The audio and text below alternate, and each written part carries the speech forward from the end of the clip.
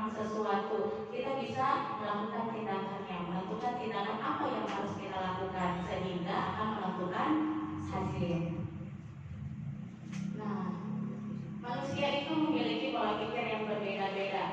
Nah, pola pikir itu adalah kumpulan keyakinan yang menentukan cara seseorang melihat dan berpikir terhadap sebuah kejadian atau peristiwa. Nah, setiap manusia itu pasti memiliki pola pikir yang berbeda-beda. Ada yang memiliki pemikiran yang bertumbuh dan ada yang memiliki pola pikir tetap. Mungkin dari kita sebagai guru juga punya pemikiran tetap. Contohnya ketika kita belajar menggunakan komputer, ya.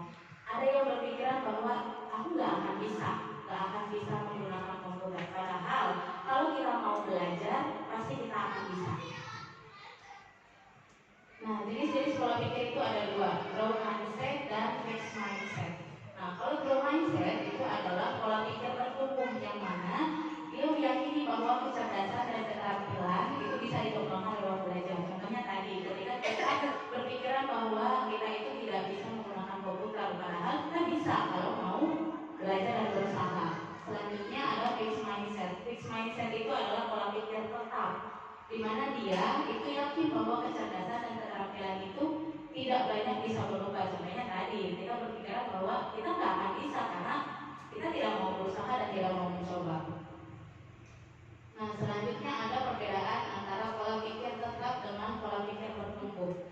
Nah, di sini ada 6 contoh, yaitu yang pertama ada tantangan, rintangan, upaya, kritik, dan kesuksesan orang lain. Orang yang berpikir tetap akan berpikir bahwa tantangan itu harus dihindari.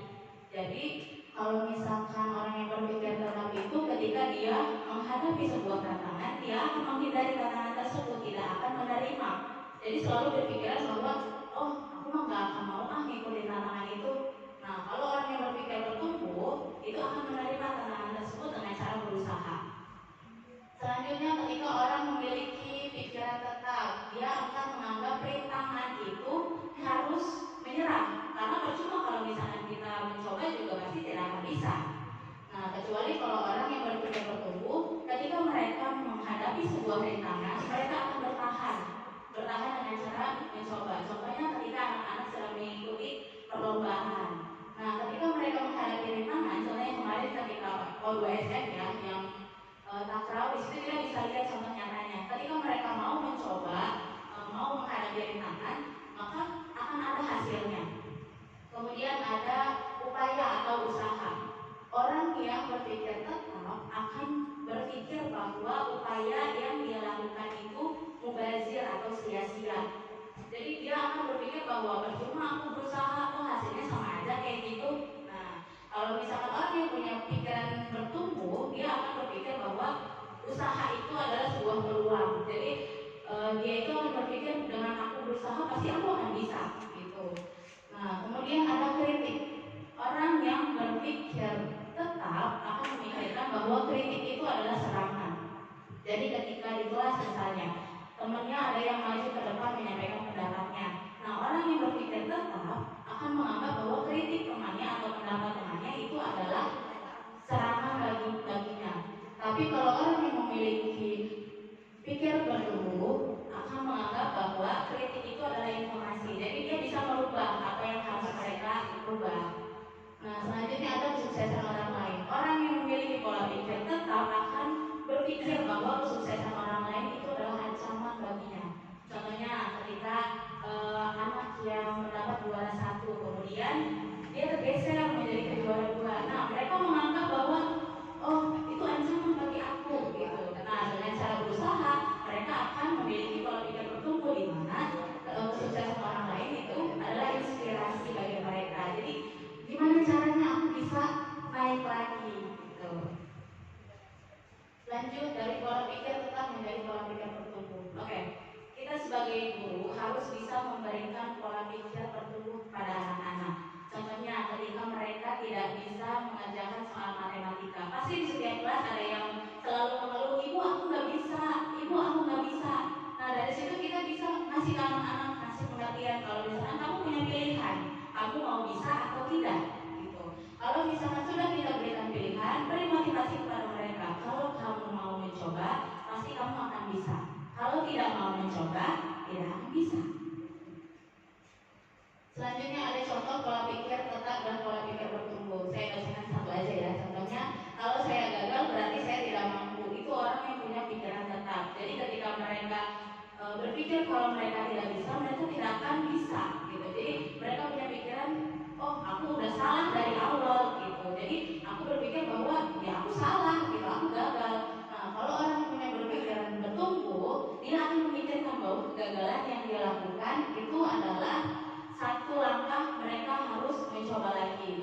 kalau misalkan mereka sudah berpikir bertumbuh, pasti mereka akan berpikiran bahwa kegagalan aku itu adalah awal dari keberhasilan. Nah, ini prosedurnya, contohnya seperti tadi ya, ketika ada anak-anak yang selalu berpikiran mereka tidak bisa melakukan sesuatu, tugas kita sebagai guru harus memotivasi anak-anak supaya mereka bisa. Nah, contoh paling nyatanya kebanyakan di olahraga ya, karena banyak dari anak-anak yang selalu ngeluh ke pak gurunya mungkin, bapak aku nggak bisa gitu. Nah, seorang guru olahraga tersebut harus bisa memotivasi anak-anak tersebut kalau ayo coba lagi, ayo kamu pasti bisa. Nah, ketika anak-anak sudah berusaha, sudah belajar untuk mencoba, jangan lupa berikan apresiasi, jangan lupa berikan pujian kepada mereka. Mau itu betul, mau itu salah, tetap harus berikan pujian. Oke, kita lanjut ke pembelajaran mendalam. Nah, pembelajaran mendalam itu adalah suatu pendekatan pembelajaran yang berfokus pada pengalaman belajar yang bertujuan untuk membentuk karakter dan kompetensi peserta didik melalui proses yang aktif dan reflektif. Dalam pembelajaran mendalam ini kita harus melibatkan peserta didik dalam kegiatan pembelajaran. Jadi bukan hanya teacher centered, tapi harus student centered. Nah, di sini ada memuliakan.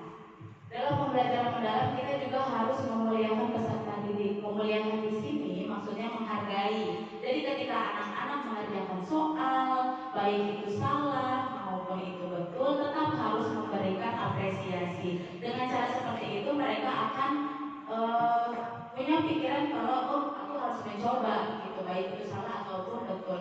Nah, dalam pembelajaran mendalam itu ada 3 prinsip. Yang pertama berkesadaran, yang kedua bermakna dan menggembirakan.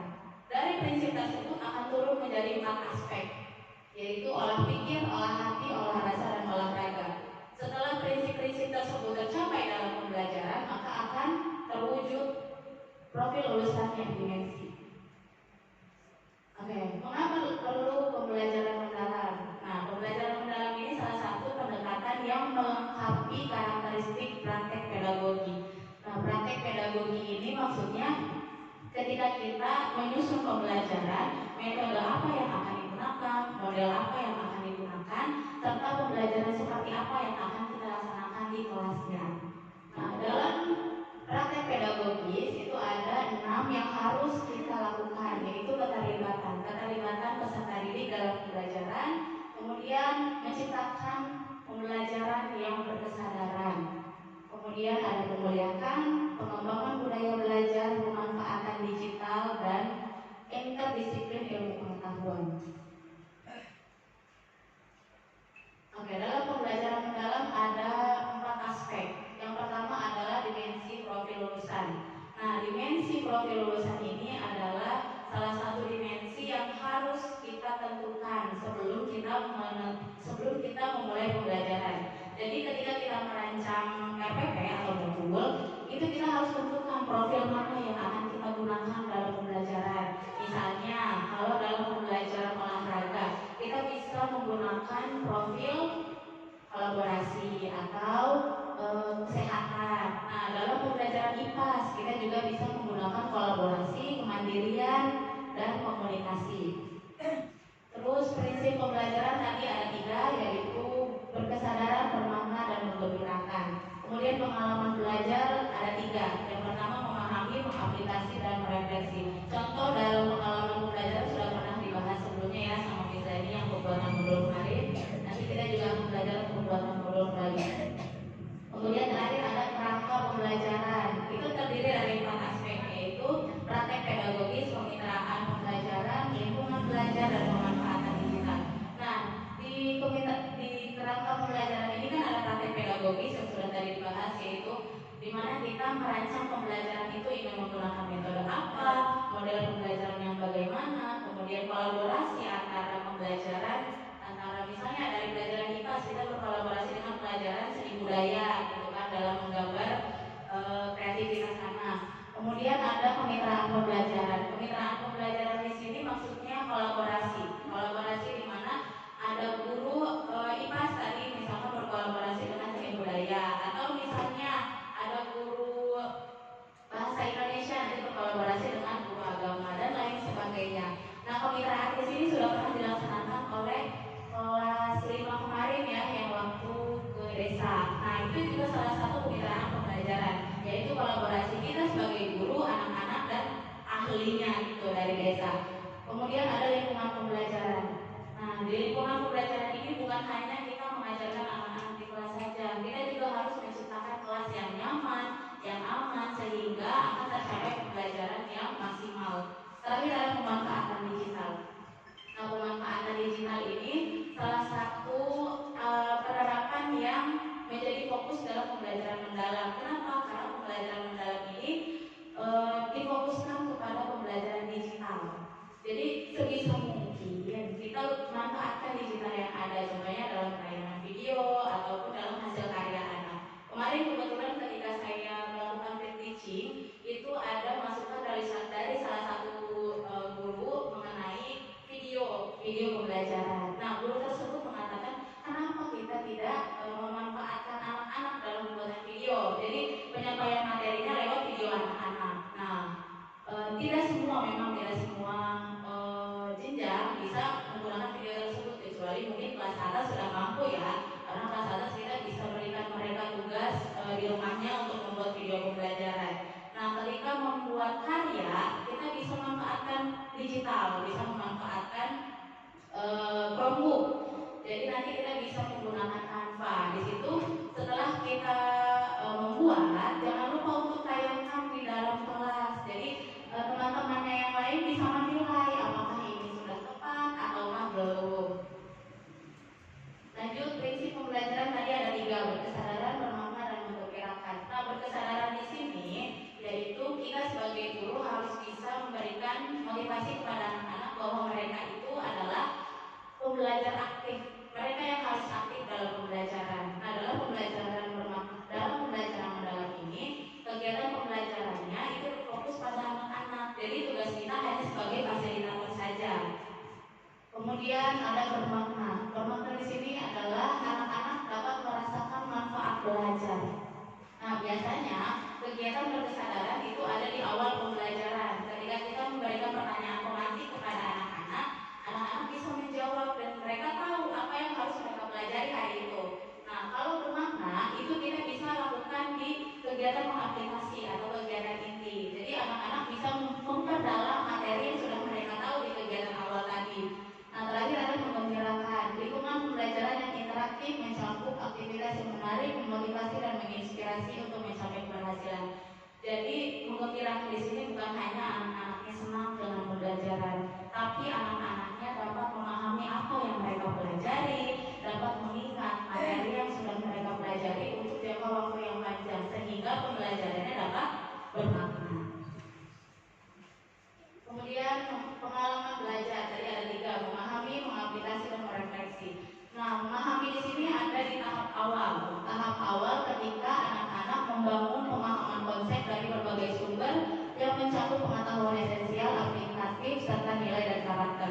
Seperti tadi contohnya ya, tadi kita memberikan pertanyaan pemantik. Jadi anak-anak bisa tahu apa pelajaran yang harus mereka pelajari, apa yang harus mereka ingat, apa yang akan mereka lakukan dalam pembelajaran tersebut. Kemudian ada mengaplikasi. Pengalaman belajar menunjukkan bagaimana peserta didik mengaplikasikan pengetahuan secara kontekstual yang diperoleh melalui pendalaman pengetahuan. Biasanya kegiatan mengaplikasikan ini bisa kita buat dengan cara berkelompok ya. Jadi misalkan setelah anak-anak sudah tahu pembelajaran apa yang akan mereka pelajari, kita juga sudah mengetahui dan memberitahu kepada anak-anak apa yang akan mereka lakukan. Kemudian kita bisa aplikasikan. Aplikasikannya bisa dengan membuat karya atau menjawab soal-soal gitu. Terakhir ada merefleksi. Peserta didik mengevaluasi dan memaknai tindakannya melalui regulasi diri. Nah, merefleksi diri ini bukan hanya kegiatan akhir yang kita tanyakan ke anak-anak, apa yang sudah kita pelajari hari ini? Bukan hanya seperti itu, tapi juga anak-anak diminta untuk merefleksikannya. Jadi mereka bisa menulis di kertas jurnal atau misalkan mereka boleh satu-satu ke depan kita minta anak-anak untuk sampaikan ke teman-temannya apa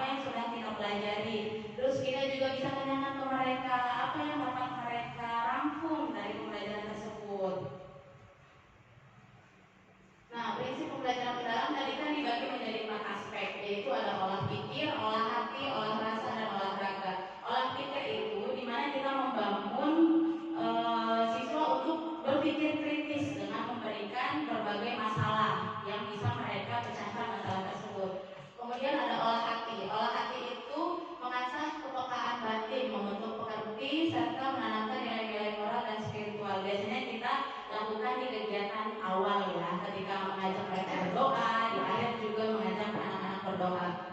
Kemudian ada olah rasa. Olah rasa itu di mana kita membentuk rasa simpati anak-anak kepada teman-temannya, saling menghargai dan membangun rasa empati. Kemudian olahraga itu bertujuan untuk menjaga dan meningkatkan kesehatan fisik, kekuatan tubuh, serta membentuk karakter melalui kegiatan jasmani. Nah, olahraga ini bukan hanya dalam pembelajaran olahraga saja, tapi kita juga bisa menerapkan di kelas dengan cara kegiatan ice breaking. Nah, ice breaking yang bisa mengajak siswanya, misalnya, ayo lompat ke depan, lompat ke belakang, ke kanan, dan ke kiri. Jadi siswa itu bisa menggerakkan seluruh tubuhnya untuk kegiatan jasmani. Nah, perangkat pembelajaran tadi sudah dijelaskan, yaitu praktek pedagogis, lingkungan pembelajaran, kemitraan pembelajaran, dan pemanfaatan digital. Oke, di sini ada dimensi profil lulusan. Yang pertama ada keimanan dan ketakwaan kepada Tuhan Yang Maha Esa, kewargaan, kreativitas, penalaran kritis, kolaborasi, kemandirian, kesehatan, dan komunikasi. Dalam kegiatan pembelajaran kita boleh memilih. Kita boleh memilih dimensi mana yang akan kita gunakan dalam kegiatan pembelajaran. Nah, pemilihan ini tidak hanya satu, kita bisa menggunakan lebih dari 2 atau lebih dari 3. Tergantung kita akan menggunakan profil yang mana. Nah, profil ini dalam pembelajaran juga harus tercapai. Jadi bukan hanya kita masukkan profilnya saja, tapi kita juga harus mencapai profil ini. Oke, peran guru dalam pembelajaran mendalam. Yang pertama, menyusun pembelajaran yang kontekstual dan kolaboratif. Jadi bukan hanya pembelajaran itu terpacu pada guru saja, tapi kita juga harus melibatkan keaktifan siswa dalam pembelajaran. Nah, dalam pembelajaran mendalam ini kita bisa laksanakan dengan cara berkelompok. Jadi anak-anak bisa berkolaborasi dengan teman-temannya. Kemudian menjadi fasilitator dalam proses berpikir, kritis, dan reflektif. Yang terakhir, menumbuhkan lingkungan belajar yang inspiratif dan aman. Ketika lingkungan kelasnya aman dan nyaman, pembelajaran juga akan berlangsung dengan aktif dan dengan efektif. Oke, mungkin cukup sekian materi yang dapat saya sampaikan. Mungkin dari Bapak Ibu guru ada yang ingin bertanya, saya persilahkan.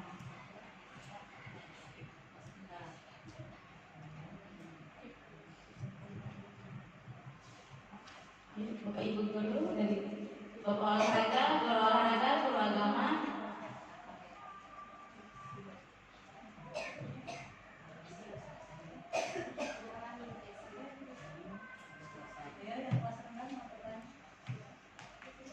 Boleh dari kelas rendah, dari kelas tinggi juga boleh. Dari Bapak kepala sekolah juga boleh. Dari guru agama juga boleh.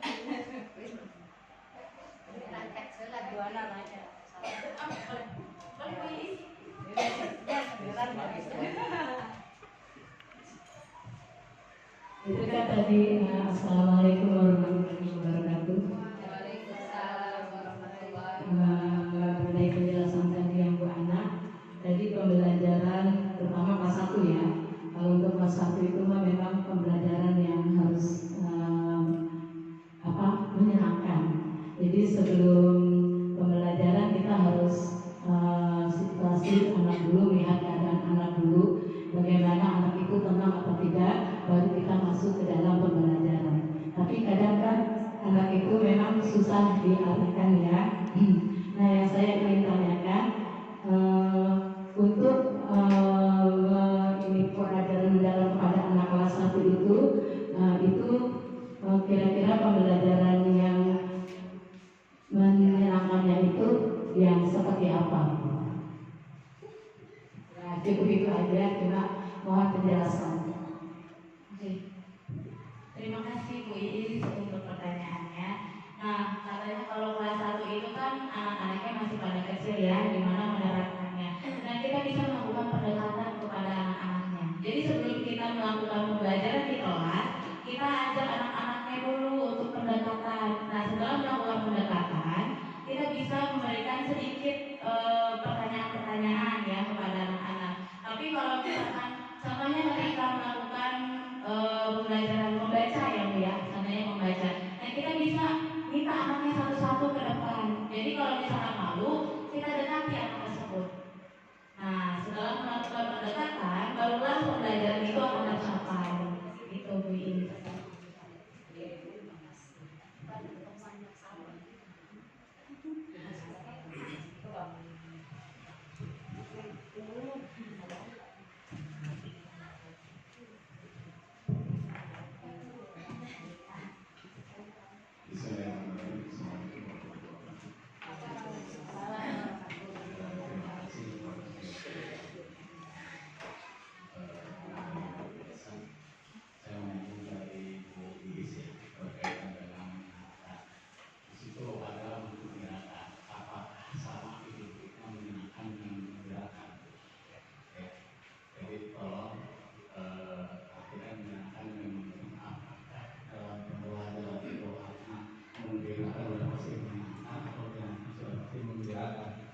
nanti takut salah persepsi nanti.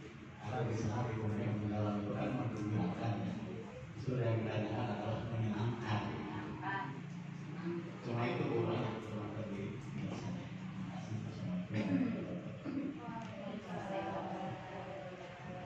Ya, ini yang menjawab ya Bapak. Untuk menggembirakan dalam pembelajaran mendalam ini bukan hanya pembelajaran yang menyenangkan itu Bapak. Jadi anak-anak itu diminta untuk mempelajarinya secara mendalam. Jadi meminta anak-anak untuk berpikir kritis. Nah, di sini kan menggembirakan itu lingkungan pembelajaran yang interaktif, mencakup aktivitas yang menarik, memotivasi dan menginspirasi untuk mencapai keberhasilan belajar. Jadi contohnya ketika anak-anak disuruh untuk mengerjakan soal Pak. Jadi bukan hanya meminta anak-anak untuk menghafal, tapi meminta anak-anak untuk memahami materi yang dipelajari, gitu kan. Setelah materinya mereka dapat pahami, mereka dapat ingat, maka pembelajaran tersebut akan bisa disebut menggembirakan. Jadi pembelajaran tersebut itu bermakna bagi anak-anak Bapak. Makasih Ibu.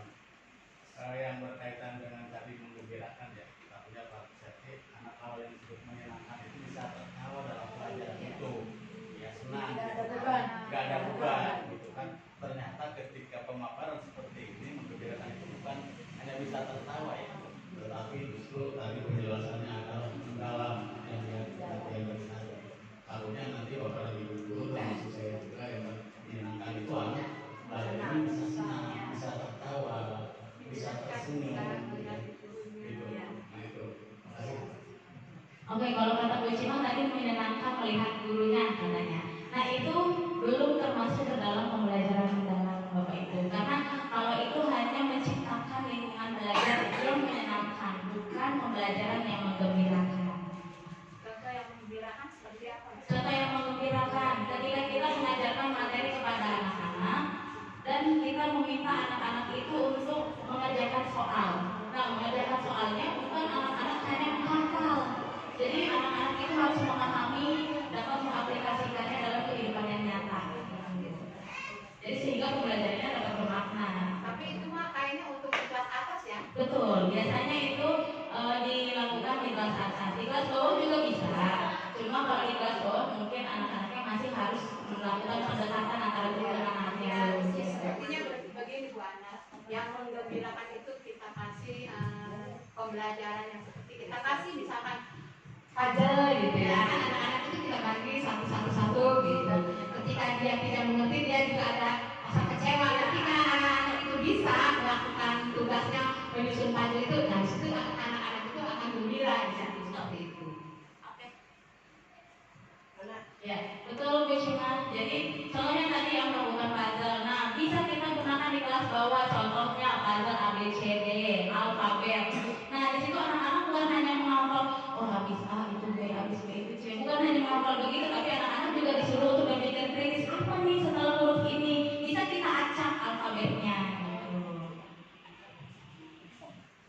Assalamualaikum, saya hanya ingin bertanya, yang sudah saya pelajari di kelas 2 ya Bu ya, untuk pembelajaran yang menggembirakan di materi matematika, saya mencoba untuk bilangan karena tidak menggunakan papan tulis atau pen atau spidol, kita menggunakan alat peraga yang menggunakan sedotan dan es. Nah, kita kasih beberapa warna, ada 5 warna sedotan yang saya gunting, kasih satu toples, anak-anak satu orang satu toples, dia menghitung warna kuning ada berapa, warna hijau ada berapa, masing-masing terus mencatatnya. Yang dia miliki warna kuning ada berapa, yang hijau yang dia miliki ada berapa, yang warna biru yang dia miliki ada berapa. Mereka asik dengan sendirinya menggembirakan, tapi menghasilkan. Bu, aku kuningnya ada 12. Bu, aku yang birunya ada 28. Itu termasuk menggembirakan apa yang menyenangkan? Oke. Nah, dari kasus yang Bu Ika tadi itu sudah termasuk dalam kegiatan menggembirakan. Karena anak-anak bukan hanya dapat menghafal, tapi mereka dapat mengaplikasikannya dalam pembelajaran itu. Dan anak-anak juga memahami dan menghasilkan karya dari hasil hitungan anak-anak itu. Bu Ana, kalau saya bukan menyusun huruf A, B, ABC lagi, anak-anak itu dikasih panjang, saya nggak bikin kalau sampai IMC, sampai kepanjang ya. Itu udah banget bentuknya seperti gambar apa gitu ya. Mereka bisa yang bisa ngorek dengan hati. Kalau yang nggak bisa mah, mesti mah nyusulnya pesan. Ayo siapa yang bisa? Yang bisa silakan dibantu. Seperti itu saya dari anak-anak. Saya bukan usul panjang itu. Ya, berarti pembelajaran Sacima sudah menggembirakan karena anak-anak bukan hanya menghafal ya Bu, tapi anak-anak juga bisa menerapkan dan menyusun anak-anaknya tersebut. Mungkin nyata ya. Ya, buktinya tak tahu hasilnya gitu. Jadi bukan hanya anak-anak diminta untuk ayo hafalkan gitu, bukan, tapi diminta untuk memahami dan mengaplikasikannya serta bisa menerapkan dalam kehidupan nyata. Ada lagi?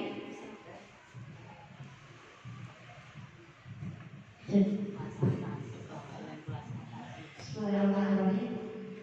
Izin bertanya Bu Ana, tadi kan di penjelasan Bu Ana menjelaskan bagian pembelajaran menggunakan video ya. Terus Bu Ana juga menjelaskan bahwasanya bisa dengan siswa membuat video. Yang mau saya tanyakan adalah sistematika membuat video itu gimana? Maksudnya anak yang membuat video di rumah terkait pembelajaran lalu dikirim ke gurunya menayangkan kembali atau bagaimana? Sekian, terima kasih. Terima kasih Bu Ayu. Nah, pertanyaannya menarik. Tadi katanya videonya itu apakah divideokan di rumah atau bagaimana? Betul Bu Ayu. Jadi sebelum kita memasuki materi yang akan kita tayangkan videonya, kita minta anak-anak dulu jadikan itu PR. Jadikan PR. Nah, kita bisa kelompokkan anak-anak Bu Ayu. Jadi kita di rumah sudah meminta anak-anak untuk membuat video pembelajaran. Contohnya ketika ada pembelajaran fotosintesis. Nah, anak-anak itu melakukan kegiatan tersebut di rumahnya, tapi divideokan. Nanti boleh dikirim ke grup WA. Nah, setelah dikirim di grup WA, besoknya kita bisa tayangkan materinya. Jadi anak-anak itu sudah paham terlebih dahulu materi apa yang akan mereka pelajari. Gitu, Ayo. Ada lagi Ibu Bapak?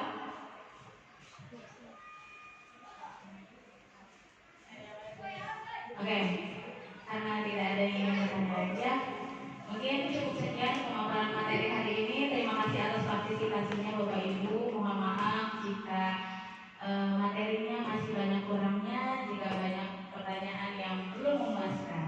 Mungkin cukup sekian. Wassalamualaikum warahmatullahi wabarakatuh.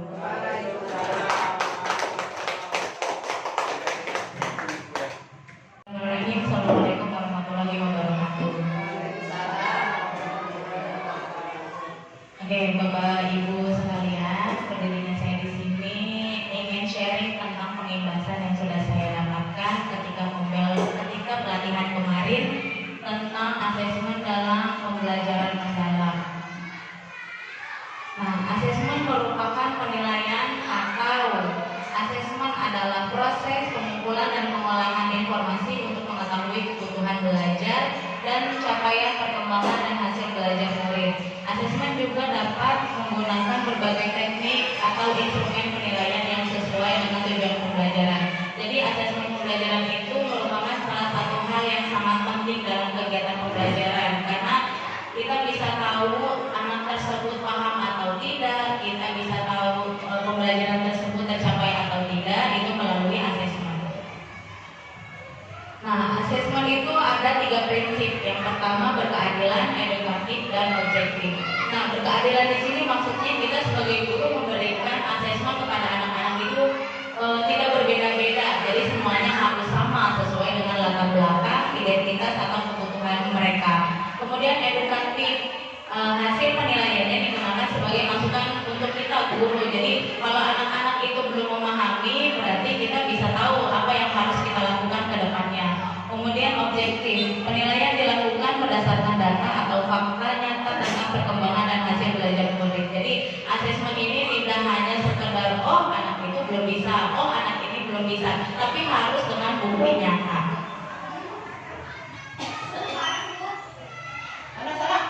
Fungsi dan tujuan asesmen yaitu untuk siswa sebagai evaluasi diri, untuk guru sebagai perencanaan pembelajaran, pelaksanaan pembelajaran, dan pembelajaran. Dan untuk sekolah itu peningkatan mutu, dasar pengambilan keputusan dan bentuk laporan pertanggungjawaban. Jadi asesmen ini sangat penting ya bagi guru. Sebelum kita melakukan perencanaan, kita juga harus tahu asesmen apa yang harus kita buat. Nah, selanjutnya ada jenis-jenis asesmen. Asesmen itu ada tiga jenis, yaitu asesmen diagnostik atau yang biasa kita lakukan di awal pembelajaran. Contohnya ketika kita memberikan pertanyaan pemantik, itu juga merupakan salah satu asesmen diagnostik. Karena kita tahu perkembangan anak, kita tahu pengetahuan awal anak itu sejauh mana. Kemudian asesmen formatif. Asesmen formatif itu dilakukan ketika pembelajaran berlangsung. Jadi contohnya, ketika pembelajaran berlangsung, kita tanyakan kepada anak-anak, apa itu yang sudah kalian pahami, apa yang sudah kalian ketahui. Nah, terakhir ada asesmen sumatif. Asesmen sumatif itu biasanya dilakukan di akhir pembelajaran. Contohnya ketika kita memberikan ujian secara tertulis ataupun ujian secara lisan. Kemudian jenis-jenis asesmen formatif dan sumatif. Nah, asesmen formatif itu dibagi menjadi dua. Ada asesmen as learning dan asesmen of learning. Asesmen as learning biasanya dilakukan di akhir. Nah, anak-anak nanti diminta untuk melakukan jurnal reflektif seperti membuat kesimpulan yang sudah mereka pelajari. Kemudian ada self assessment atau penilaian diri. Jadi mereka mampu atau tidak dan mereka sudah pahamnya sejauh mana. Kemudian ada peer assessment. Peer assessment itu penilaian rekan sejawat. Jadi bisa melakukan penilaian sesama teman. Kemudian ada checklist kemajuan belajar. Kalau assessment of learning itu ketika pembelajaran berlangsung, contohnya membuat peta konsep atau mind mapping. Kemudian umpan balik formatif atau ketika tanya jawab dengan anak-anak, classroom assessment teknik dan observasi. Kemudian asesmen sumatif itu ada asesmen for learning. Jadi kegiatannya dilakukan di akhir. Contohnya ada tes lisan, tes tulis, laporan atau penilaian proyek dan portofolio. Kemudian ada contoh umpan balik. Nah, seperti yang sudah kita ketahui, umpan balik itu kita bisa memberikan anak-anak pujian atas apa yang sudah mereka lakukan, baik itu salah ataupun betul. Kita juga dapat memberikan saran kepada anak-anak ketika mereka menjawab pertanyaan yang kurang tepat. Juga bisa memberikan perhatian, nilai, dan klarifikasi. Selanjutnya ada pembelajaran mendalam dalam taksonomi Solo, pembelajaran mendalam pada ranah kognitif. Nah, dalam pengalaman belajar memahami, dahulu kita memakai taksonomi Bloom, sekarang kita pakainya taksonomi Solo. Di mana ketika memahami, pada tahap taksonomi Solo itu tahapnya mengingat dan memahami. Pada taksonomi Bloom itu memahami dan mengingat. Pada taksonomi Solo itu unit struktural dan multistruktural. Kegiatannya anak-anak bisa mengingat kembali materi yang sudah mereka pelajari dan juga menyampaikan ide-ide yang mereka punya. Kemudian pada mengaplikasi. Nah, pada taksonomi Solo itu tahapannya menerapkan dan menganalisis. Pada taksonomi Solo yaitu rasional. Pada taksonomi Bloom adalah menerapkan dan menganalisis. Kegiatannya setelah anak-anak menyampaikan ide-ide mereka, kita minta mereka untuk menghubungkan ide satu dengan ide yang lainnya.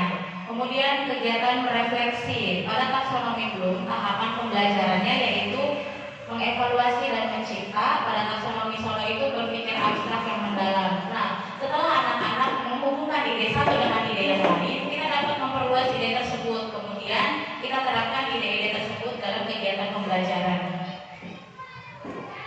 Nah, pada ranah afektif dan psikomotor yang sudah kita ketahui, pada ranah afektif itu biasanya kegiatannya itu berupa penilaian sikap dan perilaku. Pada ranah psikomotor itu biasanya penilaiannya berupa keterampilan. Nah, kita lanjut ke materi perencanaan pembelajaran atau modul. Nah, perencanaan pembelajaran mendalam itu sebelum kita merencanakan pembelajaran mendalam itu kita harus menerapkan 4 aspek ini. Yang pertama identitas atau mengidentifikasi kesiapan murid, memahami karakteristik materi pembelajaran dan menentukan dimensi profil lulusan. Jadi dimensi profil lulusan itu harus ada dalam perencanaan pembelajaran. Kemudian desain pembelajaran, menentukan tujuan pembelajaran dan menentukan kerangka pembelajaran seperti praktek pedagogis, kemitraan, kemudian lingkungan pembelajaran dan pemanfaatan digital. Kemudian yang ketiga ada asesmen. Tadi ada asesmen awal pembelajaran, asesmen dalam proses, dan asesmen pada akhir pembelajaran. Kemudian pengalaman pembelajaran yaitu merancang pembelajaran dengan prinsip berkesadaran, bermakna dan menggembirakan. Kemudian mengaplikasikan pengalaman belajar seperti memahami, mengaplikasi dan merefleksi. Jadi keempat ini harus ada dalam rencana pembelajaran. Nah, ini menentukan tujuan pembelajaran. Sebelum kita menentukan tujuan pembelajaran, kita tentukan dulu, kita cari tahu dulu capaian pembelajaran yang akan kita gunakan. Nah, ini merupakan capaian pembelajaran baru dari taksonomi Solo. Ini KKO-nya, kata kerja operasionalnya. Nah, kita bisa lihat dari capaian-capaian ini. Nanti sebelum kita menentukan tujuannya, kita lihat dulu capaian mana yang harus kita capai. Kemudian pada proses penyusunan perencanaan pembelajaran itu ada 3 tahap, yaitu menganalisis capaian pembelajaran dari menggunakan taksonomi Solo, kemudian menyusun tujuan dan alurnya. Setelah kita tentukan capaiannya, kita turunkan menjadi tujuan dan alur. Setelah menentukan tujuan dan alur, kita rencanakan asesmen apa dan pembelajaran yang bagaimana yang akan kita lakukan. Oke, lanjut ke materi inquiry kolaboratif. Nah, apa itu inquiry kolaboratif? Inquiry kolaboratif adalah pendekatan reflektif berbasis data untuk meningkatkan kualitas pembelajaran dan membangun budaya profesional di sekolah, melibatkan guru, kepala sekolah, murid, orang tua, dan mitra pendidikan.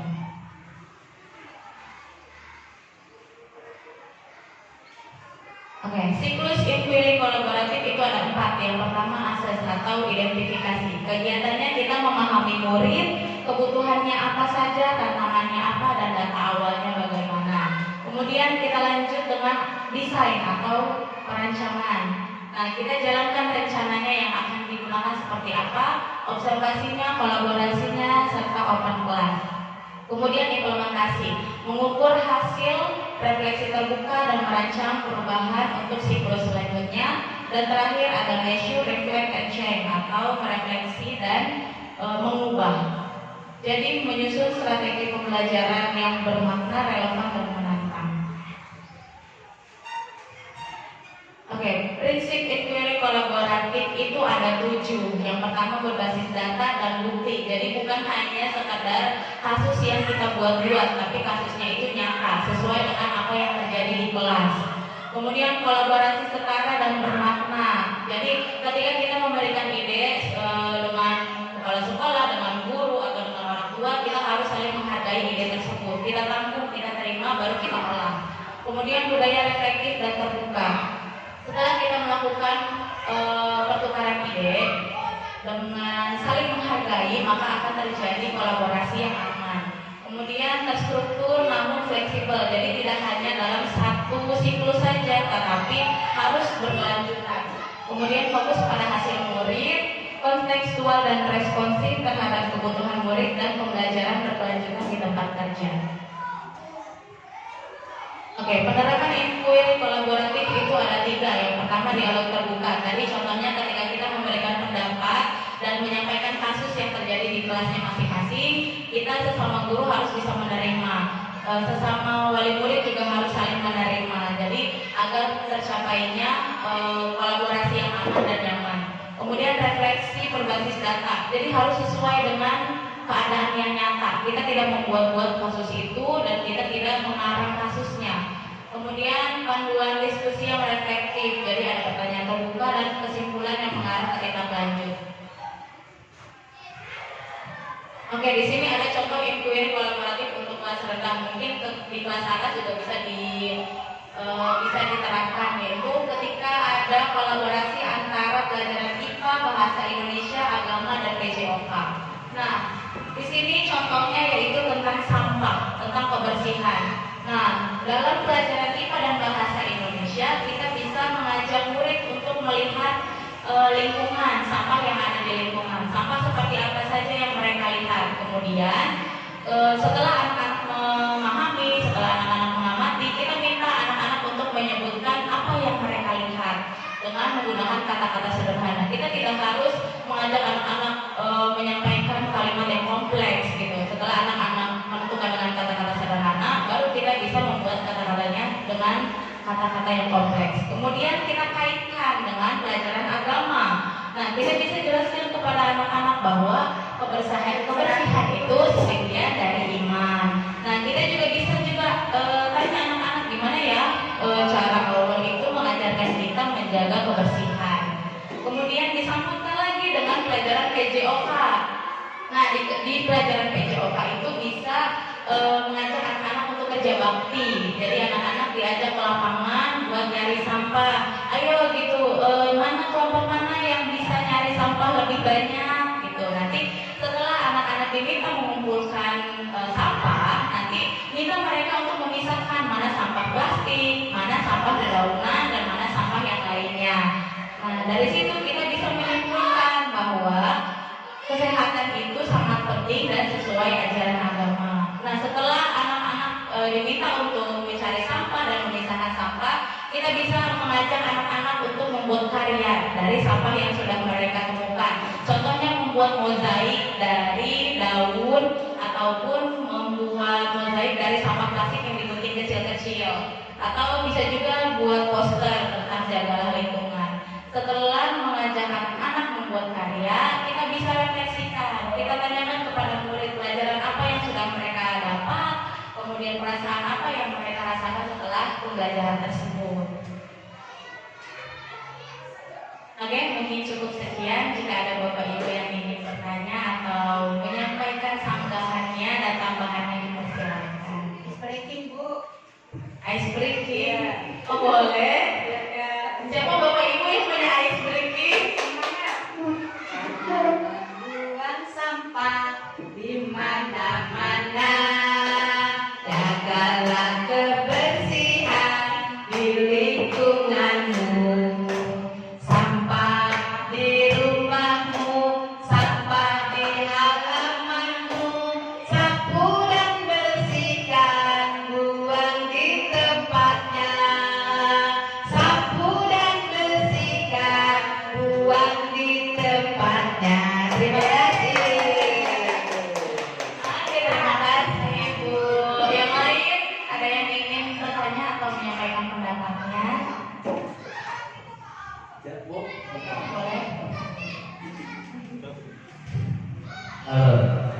Izin bertanya, Bu, untuk tadi kan asesmen ada 3 ya, asesmen awal, asesmen proses, dan asesmen akhir. Kalau akhir kan ada suatu formatif ya. Kalau untuk awal dan proses itu gimana contohnya, Bu? Ya, makasih, Bu. Oke, terima kasih Bapak untuk pertanyaannya. Nah, pertanyaan yang menarik. Katanya kalau asesmen di awal dan asesmen dalam proses pembelajaran. Nah, kalau asesmen awal kita bisa memberikan pertanyaan pemantik. Jadi sebelum mulai pelajaran, kita tanya dulu ke anak-anaknya, tahukah apa yang akan dipelajari? Atau kita bisa kasih dulu pertanyaan yang mengacu kepada pelajaran hari tersebut. Misalnya kita mau belajar tentang metamorfosis ya hari ini, kita tanyain dulu, ada yang tahu nggak metamorfosis itu apa? Baru nanti kita jelaskan. Nah, itu untuk membangkitkan pengetahuan awal. Nah, kalau dalam proses itu bisa dengan tanya jawab. Jadi guru bisa menanyakan pertanyaan dan nanti ada umpan balik dari siswanya begitu. Atau bisa juga dalam berdiskusi. Itu merupakan salah satu model pembelajaran terdiferensiasi. Begitu, Bapak. Dipahami? Terima kasih, Bu ya. Yang lainnya? Ada? Cukup kayaknya, Bu. Oke, mungkin sudah cukup ya materi hari ini. Mudah-mudahan bisa dapat dipahami oleh Bapak Ibu guru sekalian. Mohon maaf bila ada